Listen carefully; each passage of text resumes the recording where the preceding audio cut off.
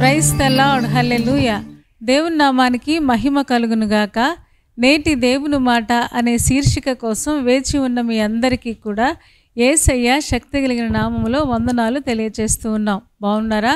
దేవుని మహాకృప, ఆయన కనికరాన్ని బట్టి ప్రతిరోజు ఈ విధంగా మనం కలుసుకొని దేవుని యొక్క వాక్యాన్ని వినడానికి దేవుడెంతో కృప చూపిస్తూ ఉన్నాడు.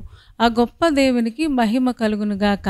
మరి ఈరోజు నేటి దేవుని మాట అనే శీర్షికలో దేవుడు మనకి ఇవ్వబోతున్న మాటను ఒక్కసారి మనం చూద్దాం. యోనా గ్రంథము 2వ అధ్యాయం 7వ వచనం నేను చదువుతూ ఉన్నాను, మీరు కూడా ఒక్కసారి చూడండి.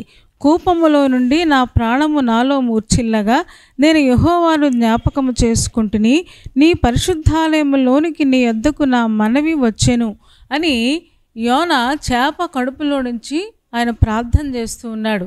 ఏమండి, ఎక్కడి నుంచి ప్రార్థన చేసినా దేవుడు వినే గొప్ప దేవుడు గనుక, ఆయన ప్రార్థనలు ఆలకించేవాడు గనుక, మనం ఎక్కడి నుండి ప్రార్థన చేసినా, ఏ సమయంలో ప్రార్థన చేసినా తప్పకుండా మన ప్రార్థనలు విని మనకు సహాయం చేయడానికి ఆయన ఎప్పుడు సిద్ధంగానే ఉంటారు కదా. చూడండి, ఈయన అంటున్నాడు, కోపములో నుండి నా ప్రాణము మూర్ఛిల్లగా నేను యెహోవాను జ్ఞాపకం చేసుకున్నాను అని చెప్తూ, నీ పరిశుద్ధాలయములోనికి నీ యొద్దకు నా మనవి వచ్చెను అని చెప్తున్నాడు.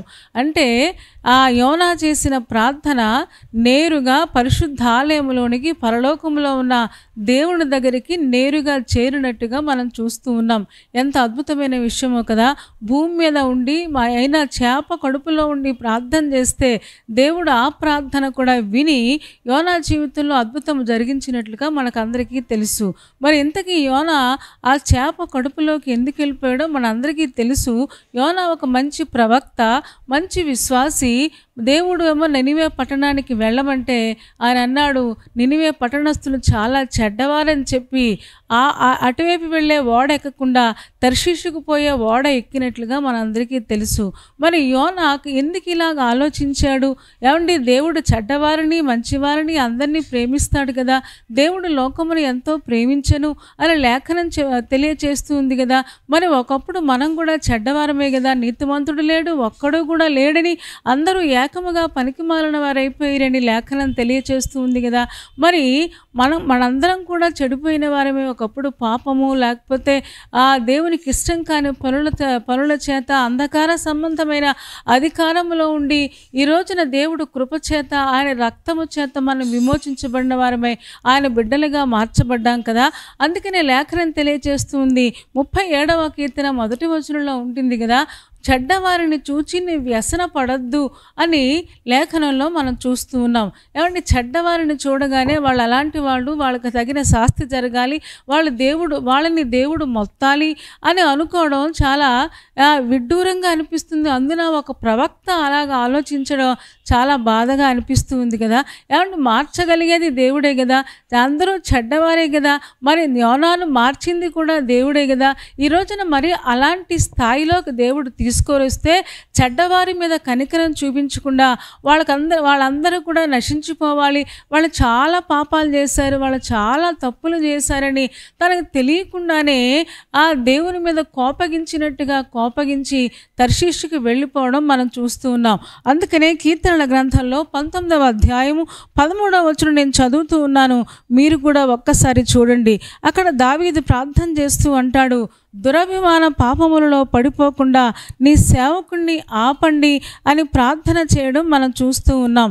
చూడండి ఒక్కసారి 19వ అధ్యాయము 13వ వచనం నేను చదువుతూ ఉన్నాను, మీరు కూడా చూడండి. దురభిమాన పాపములలో పడకుండా నీ సేవకుని ఆపుము, వాటిని నన్ను ఏలనీయకుము, అప్పుడు నేను యథార్థవంతుడినై అధిక ద్రోహము చేయకుండా నిందారహితుడు నగుదును అని కీర్తనాకారుడు ప్రార్థన చేస్తున్నాడు. అభిమానము, అంటే చెడ్డ అని అర్థం. చెడ్డ అభిమానం. కొంతమందికి వాళ్ళనే ఎక్కువ ప్రేమించుకుంటూ ఉంటారు, వాళ్ళే చాలా మంచి వాళ్ళని, వాళ్ళే మంచి పనులు చేస్తారని, వాళ్ళు ఇతరులతో పోల్చుకుంటూ వాళ్ళకంటే మేము బాగానే ఉన్నామని అలాగ అనుకుంటూ దురభిమాన పాపములలో పడిపోతారు అని చెప్పకనే చెప్తూ ఉన్నాడు దావీదు. ఈ రోజున విశ్వాసులు కూడా ఇలాంటి పాపములో పడిపోకుండా ఉండాలని దేవుడు కోరుకుంటూ ఉన్నారు. ఒకవేళ మనం మంచి వాళ్ళం అయ్యాము అంటే, ఈరోజు మంచి పనులు చేస్తూ ఉన్నామంటే కేవలం దేవుని కృప ద్వారా, మంచివాడైన క్రీస్తును మనం కలిగి ఉండడం ద్వారా దేవుడు ఆ మంచి మనస్సు మనకిచ్చి మన చేత ఆ పనులు జరిగిస్తూ ఉన్నాడు కదా. మరి తెలియకుండానే మన దురభిమాన పాపములో పడిపోతూ ఉన్నాం. మన గురించి ఎక్కువగా ఆలోచిస్తూ మనమే మంచి వాళ్ళమని, మనమే గొప్ప వాళ్ళమని, మనకు ఎవరు సాటి లేరని తెలియకుండానే ఇలాంటి పాపంలోనికి వెళ్ళిపోతూ ఇక్కడ చెబుతూ ఉన్నాడు కదా, అధిక ద్రోహము చేయకుండా నేను నిందారహితుడు నగుదును అని కీర్తనాకారుడైన దావీదు ప్రార్థన చేస్తున్నాడు. ఒకవేళ యోనా గురించి ఆలోచిస్తే అతను దురభిమాన పాపములో పడిపోయి దేవునికి ద్రోహం చేసినట్టుగా మనకు అనిపిస్తూ ఉంది. దేవుడు ఒక నినివే వెళ్ళమంటే తర్షీషుకు పారిపోయాడు. ఏమండి, యోనా ఒక్కసారి చేప మింగలేదు, కానీ యోనా 3 సార్లు మృంగివేయబడ్డాడని చరిత్రకారులు చెబుతూ ఉంటారు. దానికి కారణం ఏంటి అంటే, దేవుడు చెప్పిన మాట వినకుండా, విధేయత చూపించకుండా మొదటిగా దురభిమాన పాపములో పడిపోయి ఆ పాపము చేత మృంగివేయబడ్డాడు. రెండవసారి మన అందరికీ తెలుసు, ఆ ఓడలో తుఫాను వచ్చిందంట. తుఫాను వస్తే యోనా ఏమో పడుకుని నిద్రపోతూ ఉన్నాడు, గాఢ నిద్రలో ఉన్నాడు. మిగతా వారందరూ వాళ్ళ దేవతలకి, లేకపోతే వాళ్ళు నమ్మిన దేవుడికి వాళ్ళు ప్రార్థనలు చేస్తూ ఉంటే నిమ్మకు నీరెత్తినట్టుగా ఉండడం మనం చూస్తూ ఉన్నాం. రెండవసారి తుఫాను మింగేసినట్టుగా మనం చూస్తూ ఉన్నాం. నిజమే, దేవుడు మాట వినకపోతే కుటుంబాలలో తుఫానులు వస్తాయి, జీవితంలో తుఫానులు వస్తాయి. దేవుడు చెప్పినట్లుగా చెయ్యాలని విశ్వాసిని దేవుడు కోరుకుంటూ ఉన్నాడు కదా. ఈ రోజున దేవుడు మాటకి అవిధేయత చూపిస్తే మనకు కూడా, మన జీవితంలో కూడా తుఫానులు ఎదుర్కోవలసిన పరిస్థితి వస్తుంది. అంత మాత్రమే కాదు, 3వసారి చేప మింగివేసినట్లుగా మనం చూస్తూ ఉన్నాం. ఇక్కడ సృష్టి అంతా కూడా దేవుని మాట వింటూ ఉంటే ఒక్క యోనా మాత్రము దేవుని మాట వినకుండా తనకిష్టమైన మార్గంలో తను ఏదైతే అనుకున్నాడో అలాగ వెళ్ళిపోవడం మనం చూస్తూ ఉన్నాం. విశ్వాసులారా, ఈరోజు మనకు దేవుడు చెబుతూ ఉన్నాడు, దేవుడు మన జీవితంలో ఏదైతే చేయమన్నాడో, ఎలాగ ఉండమని చెప్పాడో ఆ వెంటనే మనం విధేయత చూపిస్తే తుఫానుల్లోకి మనం వెళ్ళాల్సిన అవసరం లేదు, లేదా చేప కడుపులోకి వెళ్ళాల్సిన అవసరం లేదు, మనం మృంగివేయబడవలసిన అవసరత ఉండదు. ఎందుకంటే మనం వెంటనే విధేయత చూపిస్తే దేవుడు వెంటనే ఆశీర్వాదాలు మన మీద కుమ్మరించే గొప్ప దేవుడై ఉన్నాడు కదా. నినివే పట్టణస్థులు తప్పు చేశారు, తప్పు చేసిన మాట వాస్తవమే, వాళ్ళ దేవునికి వ్యతిరేకంగా ఉన్న మాట వాస్తవమే.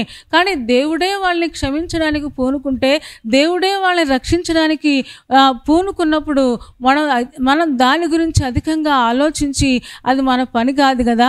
యోనా అలాగా ఆలోచించి 3 సార్లు మృంగివేయబడినట్లుగా మనం చూస్తూ ఉన్నాం. ఈరోజు మనకు దేవుడు అదే చెబుతూ ఉన్నాడు, కూపంలో నుంచి నేను మొరపెట్టగా నువ్వు నా ప్రార్థన వింటూ ఉన్నావు అని చెప్పడం మనం చూస్తూ ఉన్నాం. ఏ సమస్య చేత మనం మృంగివేయబడకుండా ఉండాలి అంటే తప్పకుండా దేవుని మాటకు వెంటనే విధేయత చూపిస్తే దేవుడు ఆశీర్వాదాలు వెల్లువ మన మీదకు వస్తుంది. ఏమండి, మీరు ఆలోచిస్తూ ఉన్నారు కదా, యోనా దేవుడు చెప్పినట్లు చేయక తప్పలేదు. ఎందుకంటే దేవుడు తను అనుకున్న పనిని ఎలాగైనా ఎవరి చేత జరిగించాలని అనుకుంటాడో తప్పకుండా వాళ్ళ చేత ఆయన జరిగించి తీరుతాడు. కానీ యోనా మొదటగా విధేయత చూపిస్తే ఎంత బాగుండో కదా. ఈరోజున విశ్వాసులుగా మనము కూడా దేవుని మాటకు విధేయత చూపిస్తే కుటుంబంలో కానీ బయట కానీ తుఫానులు, సమస్యలు, ఇబ్బందులలోకి మనం వెళ్ళిపోకుండా దేవుడే మనల్ని ఆపుతాడు. అయినా సరే దేవుడు ఎంత ప్రేమ కలిగిన వాడు అంటే కోపంలో నుంచి మొరపెట్టాడంట, ప్రార్థన చేశాడంట, పరిశుద్ధాలయములోకి ఆ ప్రార్థన వెళ్ళినట్లుగా మనం చూస్తూ ఉన్నాం. అందుకని హోషేయ 5వ అధ్యాయము 15వ వచనం నేను చదువుతూ ఉన్నాను, మీరు కూడా ఒక్కసారి చూడండి. వారు మనస్సు త్రిప్పుకొని నన్ను వెదుకు వరకు నేను తిరిగి నా స్థలమునకు పోవుదును. తమకు దురవస్థ సంభవింపగా వారు నన్ను బహు శీఘ్రముగా వెదుకుదురు అని హోషేయ గ్రంథకర్త రాస్తూ ఉన్నాడు. వారు నన్ను వెదికే వరకు కూడా నేను నా స్థలానికి వెళ్తాను అని చెబుతూ, దురవస్థ సంభవింపగా వారు నన్ను వెతుకుతారు అని చెబుతూ ఉన్నాడు. దేవుని పిల్లలు దేవుణ్ణి వెతికే వరకు కూడా, దేవుని మీద ఆనుకునే వరకు కూడా, దేవుని మీద ఆధారపడే వరకు కూడా ఆయన ఎదురు చూచే దేవుడే అన్నాడు. ఏమండి, ఎవ్వరు కూడా పాపంలో నశించిపోకూడదని దేవుడు ఆలోచిస్తూ ఉన్నాడు కదా. నా మాట వినలేదని వాళ్ళని వదిలేయాడు, కానీ వాళ్ళు ఎలాగైనా దేవుణ్ణి తెలుసుకోవాలి, వాళ్ళు ఎలాగైనా దేవుని వైపు తిరగాలి అనే మంచి ఆశతో దేవుడు ఎదురు చూస్తాడంటే, నన్ను వెతికే వరకు, అంటే నా గురించి ఆలోచించే వరకు, తిరిగి నా దగ్గరికి వచ్చేంత వరకు నేను కనిపెడుతూ ఉన్నానని ఒక తండ్రి తల్లి ఎలాగైతే పిల్లల కోసం ఆలోచిస్తారో, పిల్లల కోసం ఎదురు చూస్తారో, ఈ రోజున పరమ తండ్రి అయిన ఆ దేవుని ప్రేమ మనకిందులో కనిపిస్తుంది.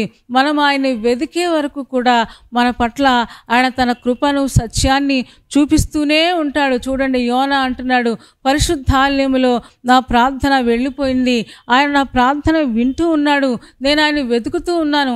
ఏమంటే యోనా ముందుగానే దేవుడు మాట వింటే ఎంత బాగుండేదే కదా.